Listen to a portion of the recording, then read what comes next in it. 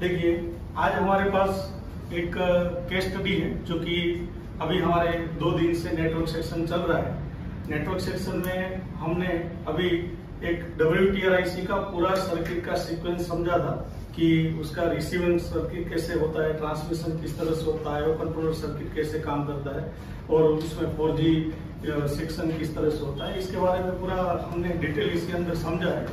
जो कि इसी दौरान मेरे पास एक टेक्नीशियन ने मुझे एक मोबाइल रिपेयर में दिया है जिसका प्रॉब्लम इसके अंदर नेटवर्क का इश्यू है। इसके अंदर मैंने सिम लगा के जब इसके अंदर चेक किया था तो मोबाइल सर्किट के अंदर इसमें जियो का जो सिम लगाते हैं तो उसके अंदर नो सर्विस, मतलब कोई नेटवर्क नहीं आता।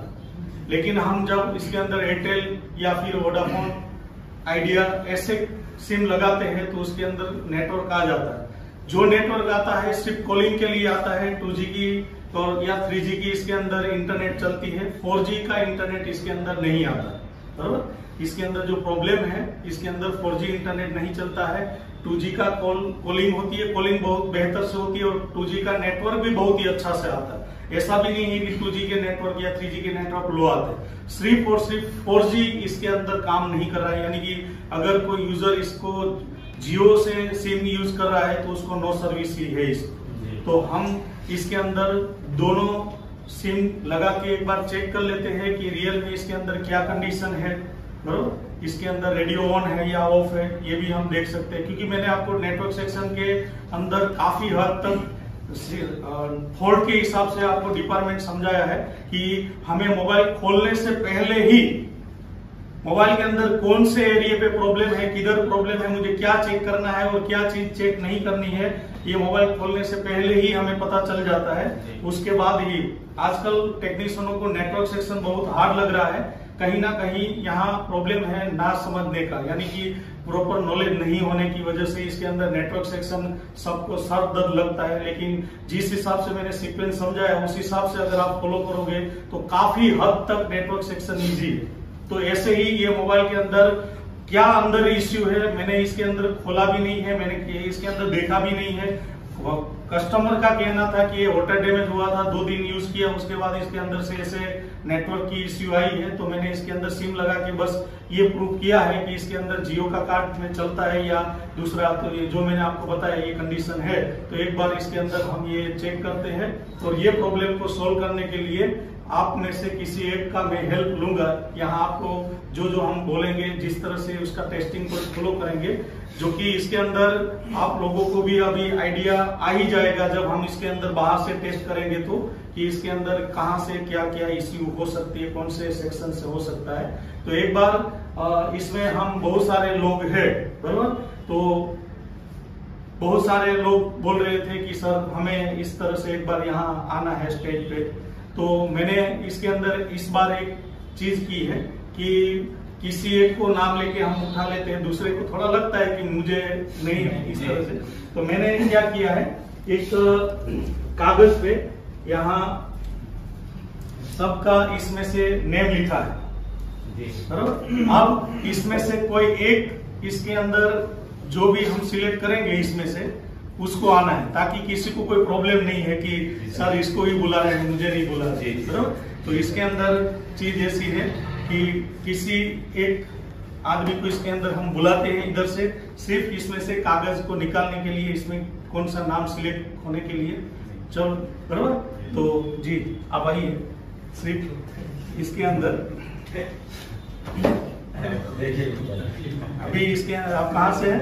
मैं सर कानपुर से। जी जी, इसमें से किसी एक को हमें सिलेक्ट करना है, बराबर। सबका नाम इधर लिखा है, कोई एक चिट्ठी आपको यहाँ से इसके अंदर उठानी है और नाम आपको बोलना है कौन है।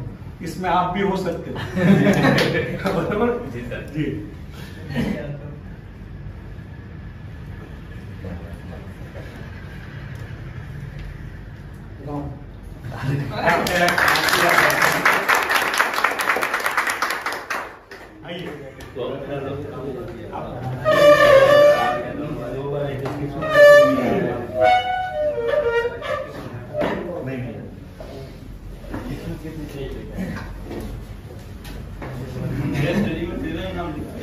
तीन बार नाम निकला। इसमें किसी को डाउट तो नहीं कैसे? नो सर, कोई बात नहीं। अभी देखिए, ये जो मोबाइल के अंदर प्रॉब्लम है ये हम पहले बता देते हैं कि इसके अंदर क्या प्रॉब्लम है। अभी इसके अंदर कोई सिम नहीं लगी है। सबसे पहले हम यहाँ इसके अंदर वोडाफोन का सिम लगा के पहले देखते हैं कि इसके अंदर क्या है, बराबर। उसमें नेटवर्क भी आएगा, कॉल आती जाती है सब। तो इसके अंदर सिम पे आप निकालिए और इसके अंदर ये मेरे पास वोडाफोन का सिम कार्ड है, ये सबसे पहले हम यहाँ लगाते हैं।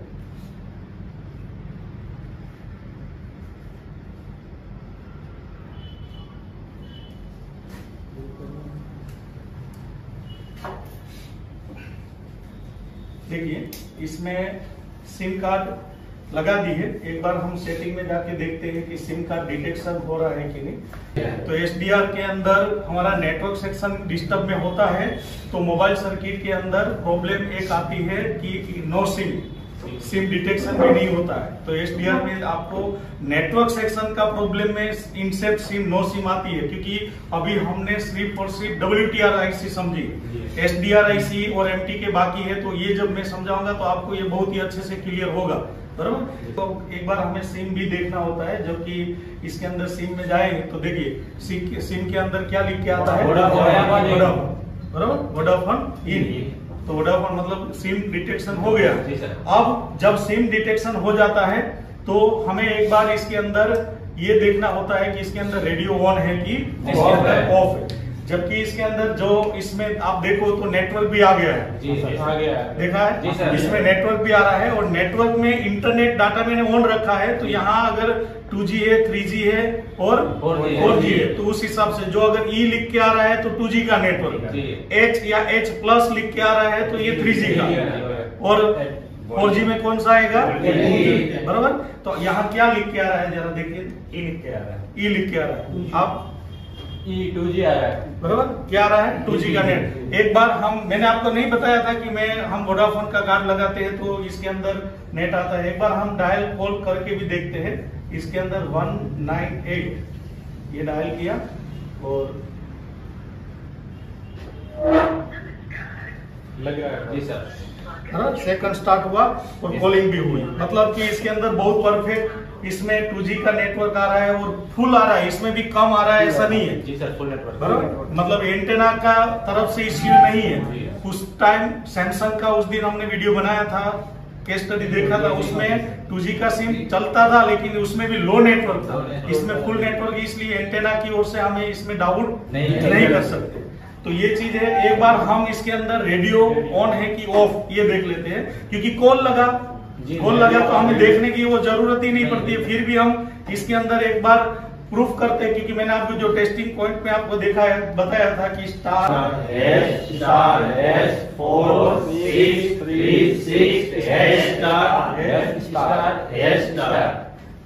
जैसे ही करेंगे तो फोन इंफॉर्मेशन 1, बराबर। इसमें अगर अंदर जाएंगे तो नीचे आप देखो सारे बैंड सब ऑन है, बराबर। रेडियो ऑन है, उसके बाद 4G की जो जितनी भी है सब ऑन है, जो कि ये तो ऑन ही होगा, हमें चेक करने की जरूरत ही नहीं थी। ये तो हमने सिर्फ आपको प्रैक्टिकली बताया कि इस तरह से आप चेक कर सकते हो। तो इसके अंदर रेडियो ऑन है तो हमें सीधा इसके अंदर कुछ चेक करना ही नहीं है इसमें, क्योंकि इसमें तो ऑलरेडी नेटवर्क आ ही रहा है, बराबर। इसमें ऑलरेडी क्या आ रहा है, नेटवर्क आ ही रहा है। तो अगर हमें चेक करना है इस टाइम, क्योंकि कस्टमर का कहना ये था कि इसके अंदर जियो नहीं चल रहा है और जियो के अंदर बिल्कुल नो सर्विस है, नो इंटरनेट, और अगर वोडाफोन भी लगाते हैं तो 2G नेटवर्क आ रहा है, हमारा 3G 4G ऐसा कोई नेटवर्क इसके अंदर नहीं आ रहा है। तो इसके अंदर हम क्या करते हैं, एक बार इसके अंदर ये सिम निकाल के हम इसमें जियो लगाते हैं, बराबर। तो एक बार ये सिम आप निकाल देंगे और इसके अंदर हम जियो लगाएंगे।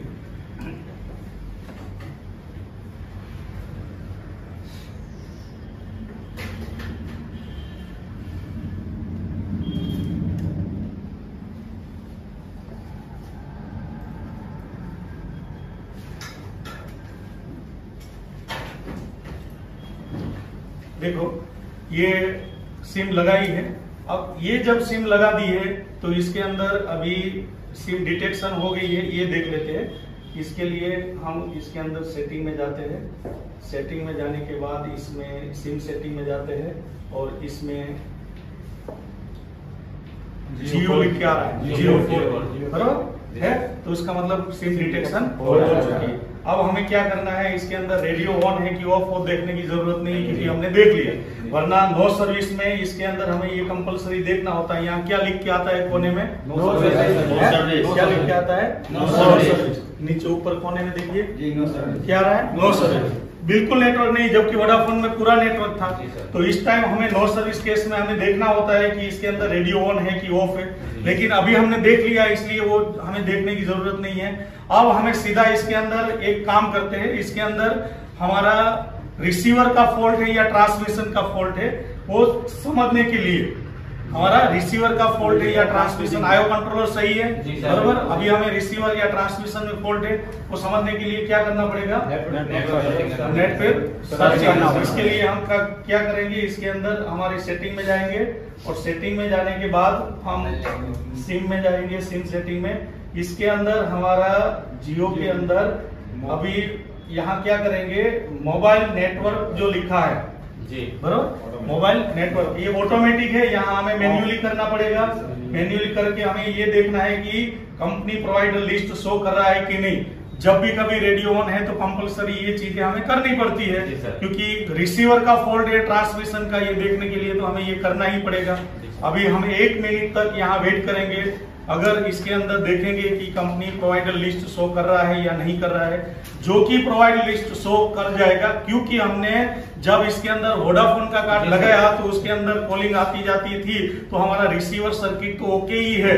इस वजह से ही इसके अंदर बस देखना ये है कि इसके अंदर रिसीवर 4G का प्रॉब्लम है या नहीं है, रिसीवर 4G का प्रॉब्लम है कि नहीं, क्योंकि रिसीवर 4G के कोई फिल्टर ये कोई फॉल्टी होगा तो भी इसके अंदर हमारे जियो के सिम नहीं चलेगा बराबर। तो ये हम देखेंगे, अगर लिस्ट आ गया तो लिस्ट में भी हमें 2G 3G 4G को क्या क्या मिल रहा है, तो इस हिसाब से हम देखेंगे, वेट करेंगे। वेट देखिए लिस्ट आया। अब इस लिस्ट के अंदर आप एक बार इसके अंदर पढ़िए क्या क्या लिखा है। इसमें जियो 4G आ रहा है, वोडाफोन 4G, रिलायंस 4G, पूरा बोलिए ना, 4G इन 2G जी, Airtel 4G, Vodafone in 4G, Reliance 4G, Airtel 2G, cell 1 3G और सेल 1 2G। मतलब इसके अंदर 4G भी है, 2G भी है और 3G भी है ना। इसके अंदर देखो पूरा लिस्ट इसके अंदर दिया है, तो उसका मतलब कि हमारे प्रॉब्लम जो कंपनी का नेम शो कर दिया यहाँ प्रोवाइडर लिस्ट, तो एक चीज तो इसके अंदर फिक्स हो गई कि रिसीवर ओके, और रिसीवर में भी वहां पर ना वोडाफोन का कार्ड में कॉल आती जाती थी, तो वोडाफोन का तो RX दोनों ओके था। हमें सिर्फ ये प्रूफ करने के लिए ये देखना पड़ा कि इसके रिसीवर के हिसाब से हमारा जियो चल रहा है कि नहीं। तो अब यहाँ प्रोवाइडर लिस्ट सामने शो कर दिया, इसलिए इस बोर्ड के अंदर हम 4G के हायर बैंड के जितने भी फिल्टर है, एंटेना स्विच है, उसको भी अभी छेड़ना नहीं है, क्योंकि इसके अंदर ये प्रोवाइडर लिस्ट आपको शो कर दिया बराबर। तो अब आपके मुताबिक इस मोबाइल के अंदर प्रॉब्लम कौन से एरिया से हो सकती है। हमने देखा कि इसके अंदर रेडियो ऑन है, उसके बाद देखा मैन्युअली नेटवर्क सर्च किया, कंपनी प्रोवाइडर लिस्ट भी शो कर रहा है। अब प्रॉब्लम किधर है, 4G PFIC की एनालॉग बेसिक रिक्वायरमेंट प्रॉब्लम हो सकती है या खुद IC फॉल्टी हो सकती है। तो ये मैंने अभी देखा नहीं है, क्योंकि इसके अंदर कस्टमर ने मुझे दिया है, तो सोचा कि लाइव आपके सामने ही केस स्टडी बनाया दिया जाए बराबर। तो आप इस मोबाइल को एक बार ओपन करिए, ओपन करने के बाद इसका 4G का किस तरह से कंडीशन है ये देख सकते हैं। पहले क्या किसी ने काम किया है नहीं किया है ये भी देख सकते हैं। वाटर डैमेज है तो कहाँ कहाँ इसके अंदर डिटेक्शन वाटर हुई है ये भी देख सकते हैं। तो ये एक बार इसके अंदर से सिम कार्ड निकाल के पूरा मोबाइल ओपन करके इस तरह से हम देखेंगे। तो इसका जो स्क्रू ड्राइवर चाहिए तो ये स्क्रू ड्राइवर है। पहले एक बार इसके अंदर पूरा बोर्ड को ओपन कर लेते हैं। चलो ये ओपन कर लेते हैं, तब तक मैं इसमें से किसी को कुछ क्वेश्चन कर लेता हूँ कि आप मुझे इसके अंदर आपको क्या क्लू मिला, मतलब आप क्या चीजें हमें चेक करनी चाहिए इस चीज के अंदर बराबर। तो हमारे मोबाइल में रिसीवर में ब्रांड जो थी हमारी, मतलब बैंड थी, उस बैंड के हिसाब से वहां हमें 2G 3G 4G का लिस्ट आ गया आ गया जी सर। तो अब हमें इसके अंदर एक तो चीज है कि हमारा ट्रांसमिशन में हायर बैंड प्रॉब्लम में है, लोअर बैंड भी प्रॉब्लम में नहीं। टीएक्स के हायर बैंड में ही प्रॉब्लम है, क्योंकि लोअर बैंड प्रॉब्लम होता तो फिर वहां हमारा वोडाफोन में कॉलिंग नहीं लगती, उसका भी नेटवर्क नहीं आता। जी सर। तो इसके अंदर हमारे इस मोबाइल में हमें 4G के जो पा है, PFO है, उसकी बेसिक रिक्वायरमेंट सर्किट की क्या हो सकती है, मतलब हमें क्या चेक करना है, आप जरा मुझे आइडिया दे सकते हैं। उसके ऊपर VTH पावर चेक करना है और EPD का। हाँ, APD जी, बहुत ही अच्छे से इसने बताया जी। बैठिए कि इसके अंदर हमें एनालॉग सर्किट जो है हमारी 4G PFIC की, उसका 2 वोल्टेज जवाबदार होता है इस कंडीशन में, एक VPHV पावर और दूसरा वोल्टेज। ये 2 वोल्टेज हमें चेक करना होगा। इस टाइम अगर ये दोनों ओके है तो हमें एक बार इस आईसी को क्या करना पड़ेगा, चेंज करना पड़ेगा। और ये प्रॉब्लम यहाँ से ना होके कभी कभी DRX से भी होती है, DRX डाइवर्सिटी एंटेना जो होता है वहां से, तो बाद में देखते हैं। पहले हमारा मेन जो टीपी है, टेस्टिंग पॉइंट है, उसको फॉलो करते हुए देखते हैं।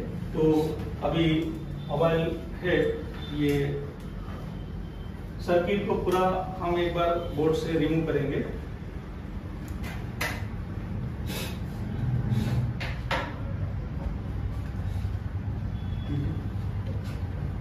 देखिए ये बोर्ड पूरा फ्रेश है जी सर। इस साइड भी कुछ नहीं, इस साइड भी इसके अंदर कुछ काम नहीं हुआ है, पूरा बोर्ड क्या हुआ है, फ्रेश हुआ।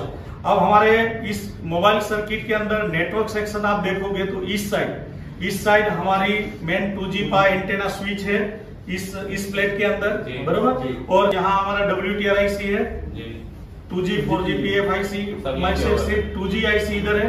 4G का जो IC है वो पीछे की साइड, यहाँ जो आपको प्लेट दिखाई दे रही है, इस प्लेट के अंदर, और बगल में इसके अंदर APT ड्राइवर IC का भी यहाँ है।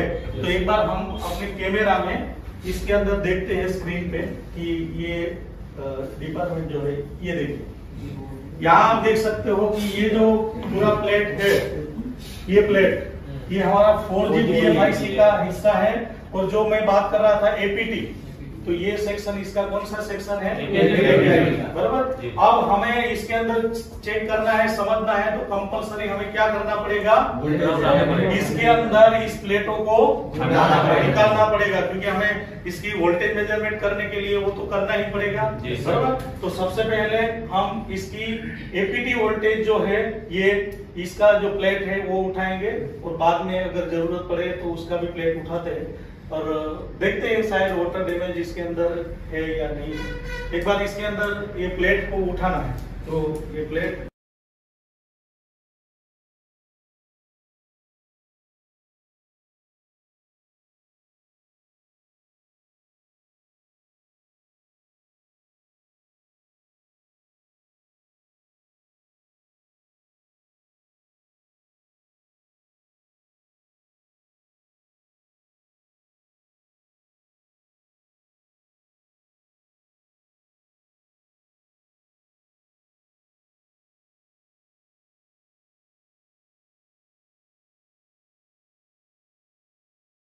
ये देखो प्लेट उठाई है, तो क्या लगा आपको, वाटर डैमेज, इसके अंदर कस्टमर ने जो बोला था इस हिसाब से सही है कि इसके अंदर ये आप देख सकते हो यहाँ पानी टच हुआ है इस एरिया पे। जी सर। यहाँ बराबर। तो हमें कंपलसरी क्या करना पड़ेगा, इसको क्लीन करना पड़ेगा। क्लीन करने के बाद इसका GR चेक करना पड़ेगा, और एक बार ये IC को भी रिमूव करके हमें रिवोल्व करके लगाना पड़ेगा, क्योंकि वाटर यहाँ टच हुआ है तो IC के नीचे भी गया हुआ, बराबर। और शायद इसमें आगे जाके इसमें भी होगा, लेकिन पहले इसका जो है वो क्लियर करते हैं कि इसके अंदर इसको वाटर डैमेज है, इसका क्लीन करते हैं। तो अभी हम क्या करेंगे, अभी ये तो पक्का हो गया कि इसमें APT वोल्टेज नहीं बनता होगा। जी सर। इसमें जो इसका APT वोल्टेज है ये इसके अंदर नहीं बनता होगा, ये तो इसके अंदर पक्का हो गया। तो आप इसके अंदर जो है तो पहले क्लीन कर दीजिए उधर। क्लीन करने के बाद हम एक बार इसके अंदर GR चेक करते हैं और देखते हैं कि इसमें क्या होता है। तो हमारे ये जो APT ड्राइवर है वो एक IC होती है, छोटा सा एक बक कन्वर्टर है, एम्पियर को हमें अब ज्यादा करने के लिए बक कन्वर्टर वी इन से वी आउट हमारा कम होता है। तो थोड़ा मैं यहाँ ये जो अपने अंदर से क्लीन कर ले, तब तक हम एक बार इसका बेस भी समझ लेते हैं कि हाउ टू वर्क एपीटी कैसे वर्क करती है, उसकी बेसिक रिक्वायरमेंट किस तरह से होती है। तो इसके अंदर देखिए कंडीशन आप देख सकते हो, इसके अंदर ये कंडीशन है। एक बार थोड़ा क्लीन करके हम क्या करेंगे, इसका एक बार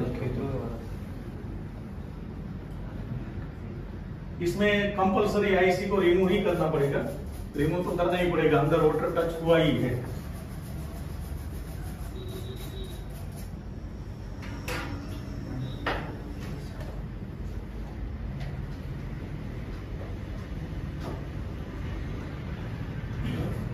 अब एक बार हम क्या करते हैं, इस आईसी के ये जो है हमारा बक कन्वर्टर है, इसका आउटपुट लाइन में लगा हुआ है, बराबर। ये इसका 0 ohms का रजिस्टर है और ये जो है इसका केप है। तो मैं थोड़ा आपको यहाँ एक्सप्लेन करता हूँ कि किस तरह से एपीटी सर्किट काम करती है, उसके बाद उसको चेक करते हैं। मान लीजिए ये हमारा 4G PFIC हमारा 4G हायर बैंड PFIC, जिसमें 3G और 4G का ये PA बोर्ड। जी सर। अब इसके अंदर इसकी बेसिक रिक्वायरमेंट क्या है, तो इसको वर्क करने के लिए इसकी बेसिक रिक्वायरमेंट जो है ये दो है। एक इसके अंदर जो वोल्टेज होती है ये VPH VPH पावर, जो हमारी चार्जर आईसी से बनने वाली जो वोल्टेज होती है VPH पावर, ये बराबर। एक वोल्टेज इसके अंदर बेसिक रिक्वायरमेंट है एपीटी, जो कि ये वोल्टेज इसका हमें एक बक कन्वर्टर से मिलता है, जो एपीटी ड्राइवर आईसी के नाम से हम जानते हैं। तो ये जो आईसी अभी हम देख रहे हैं, ये आईसी मैं यहाँ ड्रॉ कर रहा हूँ, ये आईसी है एपीटी बक ड्राइवर।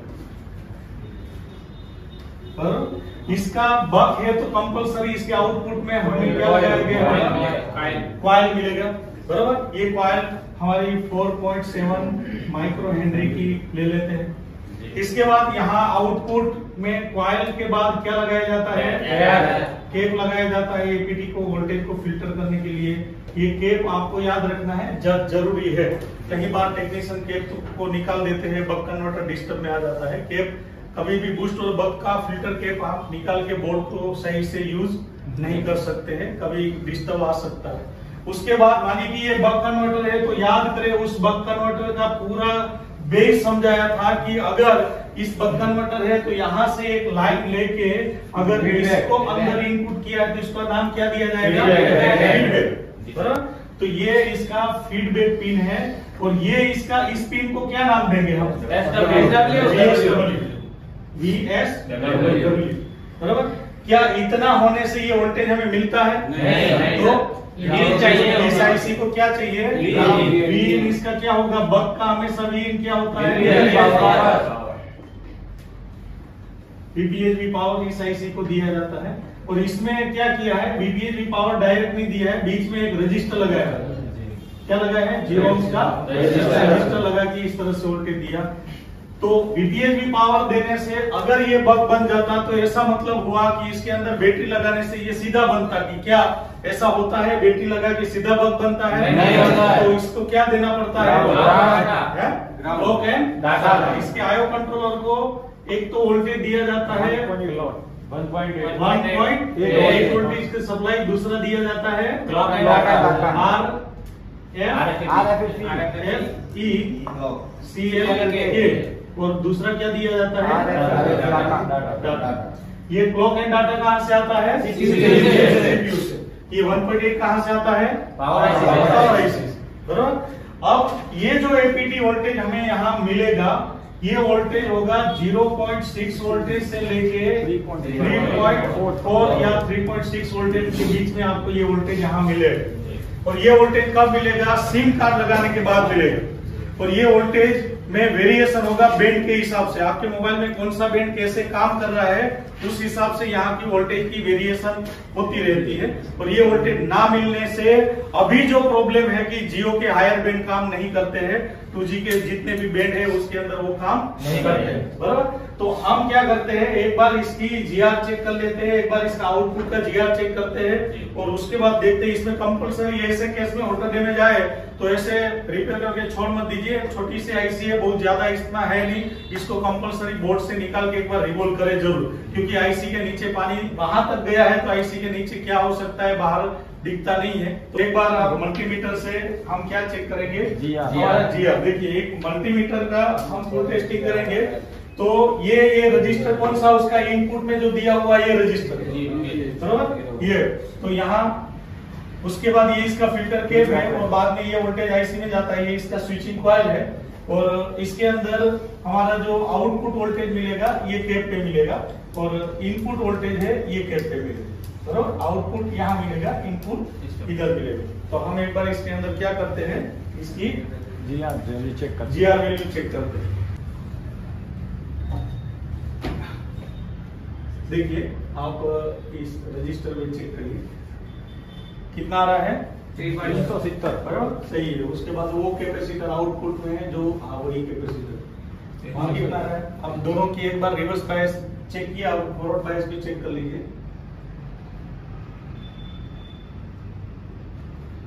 बराबर यहाँ भी वो रजिस्टर के उस साइड, रजिस्टर की इस साइड क्या आ रहा है, ऑयल आ रहा है, जबकि इस साइड कुछ तो प्रॉब्लम है। पहला बात तो ये हुआ कि रजिस्टर ओपन है, रजिस्टर ओपन। रजिस्टर के बाद मतलब इसमें कंडीशन क्या हुई, GR से हमें थोड़ा ऐसा आइडिया आया है कि यहाँ का रीडिंग आपको फॉरवर्ड और रिवर्स में 350 के करीब करीब मिल रहा है, जबकि ये VPHV पावर ही वोल्टेज है।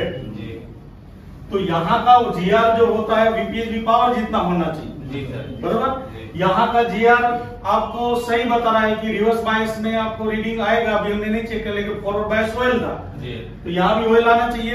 तो ये रजिस्टर के इस साइड कहीं शॉर्टिंग है, रजिस्टर के इस साइड शॉर्टिंग है और ये शॉर्टिंग के हिसाब से ये रजिस्टर ने प्रोटेक्शन बनाया, रजिस्टर ओपन हो गया और VPHV पावर को सेव किया।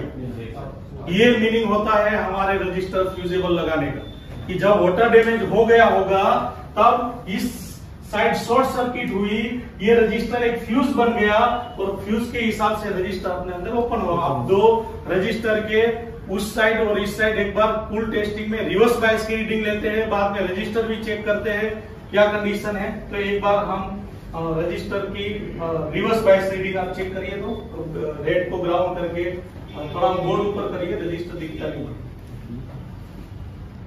जी।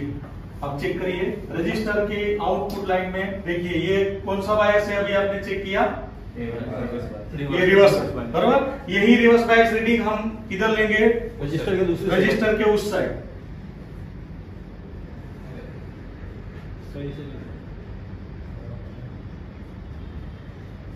कनेक्टिविटी थोड़ा देखिए, तो कनेक्टिविटी नहीं है, उधर भी ऑयल है। और भी एक क्लू मिला कि रजिस्टर तक अभी वोल्टेज नहीं आया। अब वो भी क्या रीजन है वो भी बाद में देखते हैं, इससे पहले एक बार रजिस्टर को चेक कर लेते हैं। रजिस्टर आपस में मल्टीमीटर के अंदर, रजिस्टर के अंदर कितनी रजिस्टर इसके अंदर बहुत ही हाई वैल्यू बता रहा है, हमें ओम्स रेंज में चेक करना है, हम डायोड रेंज में चेक कर रहे हैं, बराबर। तो एक बार इसके अंदर रजिस्टर को अगर बीट में चेक करेंगे तो बीट भी आ जानी चाहिए, चेक करो। देखो ये बीट में ऑयल, बीट में ऑयल है ना, और रेजिस्टेंस में अगर चेक करें रजिस्टर मोड में तो वो कौन सी वैल्यू का है, देखिए ये मेगा में आ रहा है, मतलब रजिस्टर ओपन है। ये जो है ना ये मेगा में आ रहा है। देखो एक बार मैं इसका लाइट ऑन करके आपको बता, क्या आ रहा है, मेगा ओम्स, बराबर। ये तो 0 ओम्स का होना चाहिए, ये रजिस्टर बिल्कुल ओपन है जी। अब क्या हुआ है एक बात ये देखते हैं, अभी ये लाइन ग्राउंड के साथ आपकी लीकेज है, ये पक्का है, ये लाइन आपकी ग्राउंड के साथ लीकेज, बराबर। इस वजह से ये रजिस्टर ओपन हुआ, ये रजिस्टर ओपन हुआ है, लेकिन फिर यहाँ VPHV पावर भी गायब हुआ। तो ये कब होता है ऐसा, कभी कभी वाटर डैमेज कंडीशन में रजिस्टर जो होता है इसके अंदर यहाँ जब शॉर्टिंग होती है तो इस लाइन पे अंदर स्पार्क होके यहाँ भी कार्बन बन जाता है नीचे, इसलिए ये लाइन भी ओपन है। अभी ये कंडीशन में हमें कंपलसरी बोर्ड से रजिस्टर को रिमूव करना पड़ेगा। रिमूव करने से हमें पता चलेगा कि इस साइड भी वीपीएचवी पावर क्यों नहीं है, वीपीएचवी पावर का जीआर इधर क्यों नहीं है, होना चाहिए, इधर क्यों नहीं है। इसके लिए हमें रजिस्टर कंपलसरी ओपन करना है। एक तो चीज है रजिस्टर गया है, रजिस्टर ओपन हुआ है, बराबर, एक फॉल्ट तो है। रजिस्टर ओपन होने का रीजन कि मान लीजिए कि मैं रजिस्टर दूसरा लगा दूंगा, क्या हमारा प्रॉब्लम सोल्व होगा? नहीं होगा, तुरंत फिर रजिस्टर ओपन हो जाएगा, बराबर। लेकिन अभी यहाँ वीपीएचवी पावर नहीं आ रहा है, इसलिए ये रजिस्टर दूसरा लगाने से भी ओपन नहीं होगा। कोई रीजन है अभी वीपीएचवी पावर नहीं आ रहा है, तो इसका परमानेंट अभी सॉल्यूशन क्या है? मतलब ये रजिस्टर का फॉल्ट है तो रजिस्टर हटा देने से, वीपीएचवी पावर देने से क्या काम बन जाएगा? क्या करना पड़ेगा? यहाँ की रीडिंग नॉर्मल करनी पड़ेगी जो कि लीकेज रीडिंग है जी सर। अगर ये आपने वीपीएचवी पावर से यहाँ जंपर दे दिया तो क्या होगा? हमारी वीपीएचवी पावर हाफ शॉर्टिंग में चली जाएगी। तो एक बार वो रजिस्टर को हम रिमूव कर लेते हैं कि रजिस्टर की कंडीशन क्या है। रजिस्टर के हमें ये समझना है कि ये रजिस्टर तो फॉल्टी है, लेकिन ये समझना है कि इस पॉइंट पे हमें वीपीएचवी पावर क्यों नहीं आया। तो रजिस्टर ओपन करने के बाद ही समझ में आएगा, इससे पहले नहीं समझ में आएगा। तो एक बार ये रजिस्टर को हम बोर्ड से रिमूव ही कर लेंगे।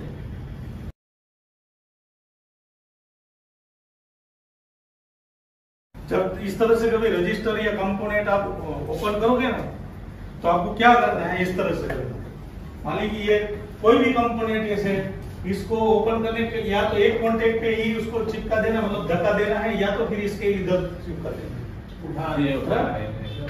उठा के इधर लगा दो, या फिर एक कॉन्टेक्ट पे बलेगा। क्योंकि फिर से आपको लगा ना ये बाहर आप निकाल दोगे तो सही होगा, तो उधर उधर हो जाता है, चुनना पड़ेगा। तो ये चीज का अब हमें इसको थोड़ा क्लीन करना है। अब हम इसको क्लीन करते हैं।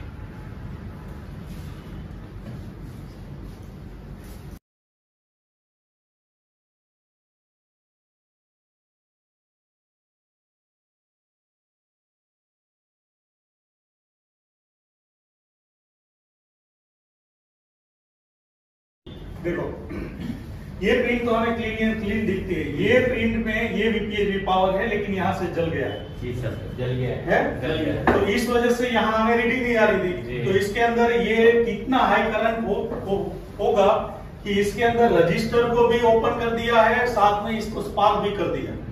वो रजिस्टर था वो तो मेगा में है, वो तो गया, बराबर, साथ में इसने यहाँ स्पार्क भी किया।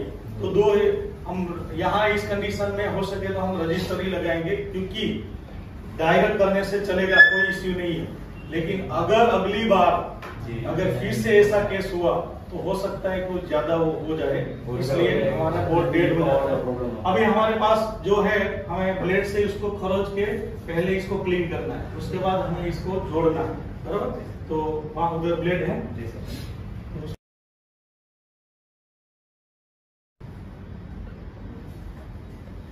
अब देखिए ये आपने क्लीन किया ना, यही चीज के अंदर यहाँ भी थोड़ा क्लीन कीजिए, क्योंकि हमें यहाँ मल्टीमीटर से रीडिंग देखना है उस साइड में। थोड़ा चीज आप बस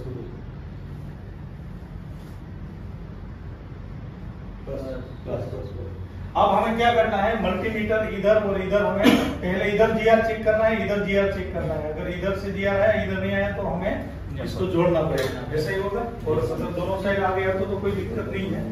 अब हम एक बार इसके अंदर डायोड रेंज में बीट चेक कर लेते हैं जी। चलो अब वहां का जीआर, ये नहीं ग्राउंड के साथ हमारा जीआर, देखो यहाँ जीआर आ गया, पहले यहाँ जीआर नहीं था, वहां नीचे का, हाँ वही पॉइंट है, बराबर। यहाँ ये कौन सी बायस में आप चेक कर रहे हो? ये है forward bias. Reverse bias check करो,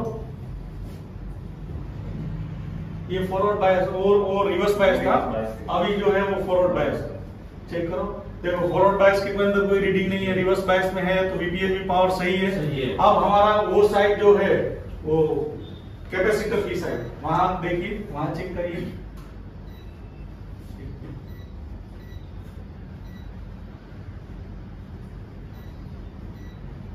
वहां का रीडिंग ऑयल, अभी ऑयल है। अब उसको चेंज करके देखिए,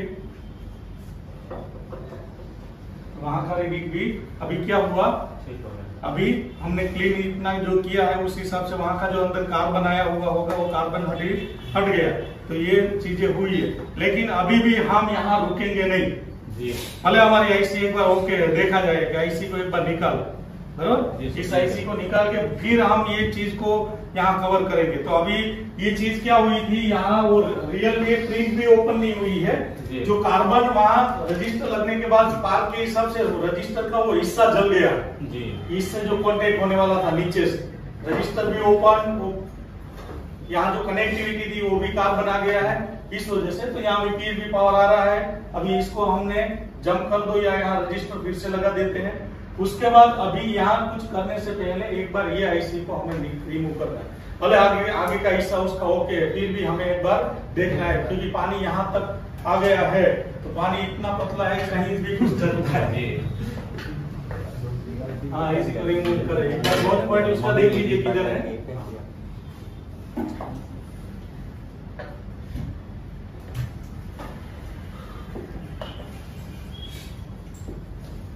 और ऐसे केस में जल्दबाजी में रिपेयर करने से पहले एक बार आपको जो लगता है तो आपको एक बार ये क्लियर करके ही देना है।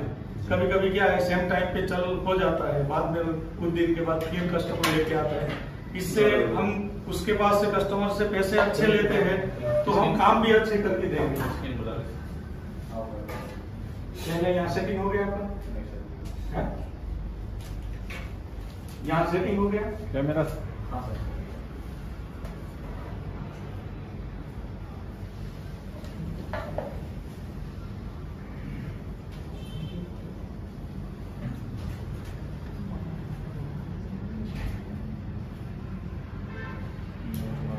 नॉच पॉइंट का डॉट उसके नीचे एक डॉट दिया है, उधर ही है। मतलब आपका जो नॉच पॉइंट है ये इधर है, यानी इधर, बराबर ये। हाँ सही। चलो अभी इसको निकाल ऐसे।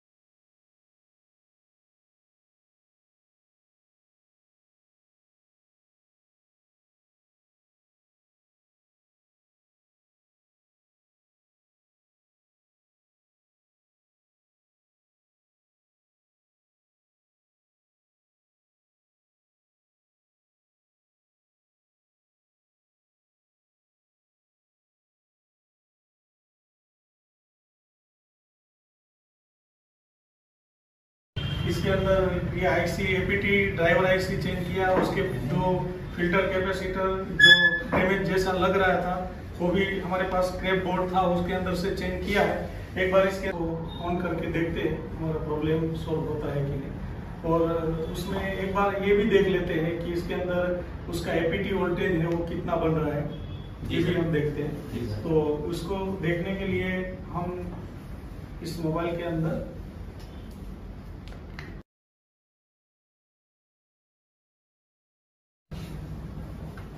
अभी हमने इसके अंदर उसका वाटर डैमेज कंडीशन था, तो उसका जो एपीटी ड्राइवर आईसी पे हमने कंपनी और प्रोवाइडर का लिस्ट शो कर रहा था, इसलिए 4G नेटवर्क नहीं आ रहा था। तो एपीटी ड्राइवर आईसी पे डाउन किया, जब देखा तो उसके अंदर वाटर डैमेज था, तो इसके अंदर एपीटी ड्राइवर आईसी चेंज की है दूसरे बोर्ड से, और उसके जो फिल्टर कुछ कैप थे वो भी हमने चेंज कर दिया है।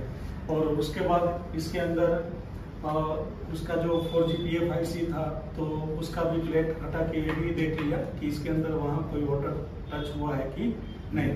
उसके बाद इसके अंदर हम एक बार देखते हैं सिम लगा के कि इसके मोबाइल को ऑन करके इसमें हमारा काम बनता है कि नहीं।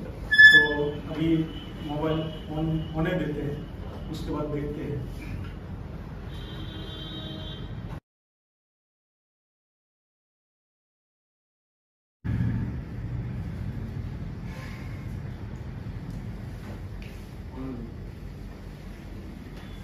देखिए अभी मोबाइल ऑन तो हो चुका है, एक बार देखते हैं इसके अंदर कि नेटवर्क आ रहा है क्या। ये देखिए इसके अंदर अभी नेटवर्क आ चुका है। कौन सा नेटवर्क बता रहा है इसमें? 4G बराबर 4G जियो इसके अंदर नेटवर्क आ गया है।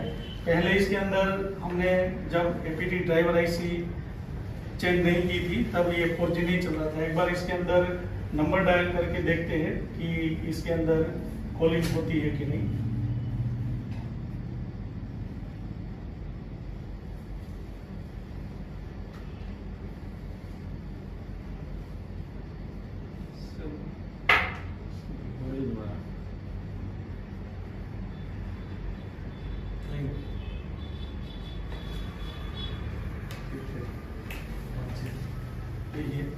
हमने नंबर डायल किया।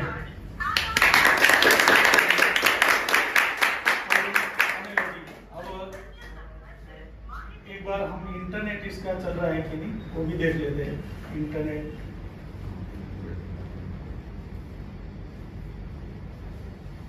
मोबाइल थोड़ा स्लो वर्क कर रहा है।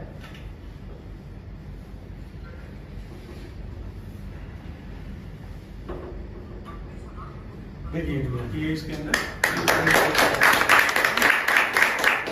इसमें अभी जो सिम लगाया हुआ है ये हमने वोडाफोन के अंदर लगाया था, तो इसके अंदर कॉलिंग तो हो रही थी उस टाइम, लेकिन इसमें इंटरनेट नहीं चल रहा था। लेकिन जब हमने जियो का सिम लगाया तो उस टाइम हमारा नेटवर्क नहीं आ रहा था।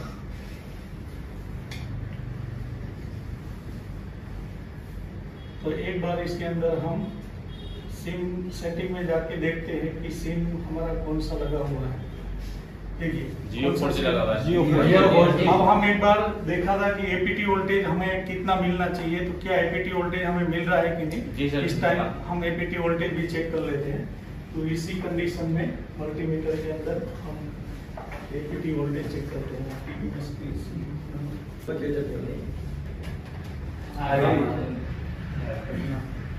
देखिए हम एक बार इसके अंदर इसका एपीटी वोल्टेज चेक कर लेते हैं। तो मल्टीमीटर के अंदर 20 वोल्टेज इसमें हम रखेंगे और हमारा जो एपीटी वोल्टेज है ये ऐसे नहीं, एपीटी वोल्टेज है इसे वो ग्राउंड रखिए। और देखिए इसके अंदर एपीटी वोल्टेज अभी हमें 2.6 2.7 मैंने आपको बताया था कि वोल्टेज वेरिएशन होता है बेड के हिसाब से। ये 0.6 से मैक्सिमम ये 3.6 3.4 तक ये वोल्टेज जा सकता है। तो यहाँ देखिए अभी 1 पॉइंट ये वोल्टेज वेरिएशन हो रहा है जी सर। यही वोल्टेज हमारी 4Gbpf IC की जो VCC1 करके वोल्टेज होती है, 4Gbpf IC के ऊपर के जो कैप होते हैं वहाँ हमें ये वोल्टेज मिलते होते हैं जी। आ रहा है उधर। जी और उसके नीचे के कैप जो है 4G IC के नीचे के कैप वहाँ हमारा VPV पावर होता है जी VPV पावर। तो इस तरह से मोबाइल सर्किट के अंदर अगर नेटवर्क का आपको डिपार्टमेंट पता चल जाता है तो आप कोई भी एक एरिया को तय करके उसके अंदर आप रिपेयर कर सकते हो। एपीटी वोल्टेज 0.6 से 3.6 के बीच में आपको वोल्टेज मिलेगा, लेकिन सिम लगाने के बाद ये मिलेगा। एपीटी ड्राइवर मोबाइल के अंदर क्वालकॉम के अंदर आपको दिखने को मिलेगी। कुछ मॉडल में वीपीवी पावर वहां डायरेक्ट दे दिया है, तो ये वीपीवी पावर हम दे नहीं सकते। अगर एपीटी से दिया है तो एपीटी से ही देना पड़ेगा। कंपनी ने अगर दिया है वीपीवी पावर डायरेक्ट तो कंपनी दे सकती है, क्योंकि ये प्रोग्रामेबल कोडिंग होती है, इस हिसाब से होता है, हम नहीं दे सकते। दूसरा चीज यही एपीटी वोल्टेज क्या सब में होता है, तो ये सब में होता है। ये सैमसंग में भी होता है, ये क्वालकॉम में भी होता है, ये एमटीके में भी होता है। लेकिन एमटीके के अंदर इस तरह से एपीटी ड्राइवर आईसी बाहर अलग नहीं होती है। सैमसंग के अंदर इस तरह से जो एपीटी ड्राइवर आईसी पर्सनल होती है, क्वालकॉम में भी इस तरह से होती है। सैमसंग के अंदर हमारी पावर आईसी है, इसमें वी पा करके सेकेंडरी वोल्टेज का बक वोल्टेज बनाया जाता है। पावर आईसी के अंदर से ही एक एपीटी ड्राइवर आईसी इसमें बाहर लगाई है, यही एपीटीआईसी हमारे एमटीके में कहाँ लगाई जाती है? Power IC। पीएमआईसी वी पा करके इसके अंदर एक वोल्टेज मिलता है, बक कन्वर्टर है पावर आईसी में, वहां से दी जाती है। तो इस तरह से आप कोई भी मोबाइल के अंदर जो प्रॉब्लम है ये इस तरह से सॉल्व कर सकते हो। तो चलिए बस आपका